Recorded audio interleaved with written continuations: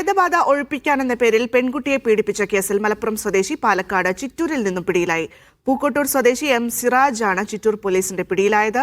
സുഹൃത്തിന്റെ മകളെയാണ് സിറാജ് പീഡിപ്പിച്ചത്. സലാം ചേരുന്നുണ്ട് വിശദാംശങ്ങളുമായി. സലാം, എപ്പോഴായിരുന്നു സംഭവം ഉണ്ടായത്? എങ്ങനെയാണ് വിശദാംശങ്ങൾ?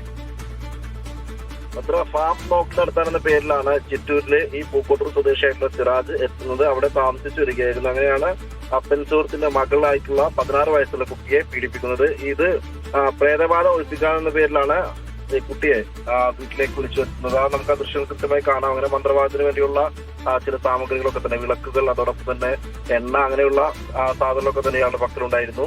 അങ്ങനെ പ്രേതബാധ ഉണ്ട് എന്ന് ഈ സുഹൃത്തായിട്ടുള്ള യുവതിയെ ധരിപ്പിക്കുകയായിരുന്നു. അങ്ങനെയാണ് കുട്ടിയെ പീഡിപ്പിക്കാനുള്ള ഒരു അവസരം ഇയാൾ ഒരുക്കിയത്. അങ്ങനെയാണ് പിന്നീട് കുട്ടിയെ പീഡിപ്പിക്കുന്നത്. ഏതായാലും പോലീസ് ഇയാൾക്കെതിരെ കേസെടുത്ത് ഇയാളെ പിടികൂടുന്ന സ്ഥിതി ഉണ്ടായിട്ടുണ്ട്. ഇനി പോക്സോ ഉൾപ്പെടെയുള്ള വകുപ്പുകൾ ചേർത്താണ് ഇയാൾക്കെതിരെ കേസെടുത്തിട്ടുണ്ട്. ഭദ്രം.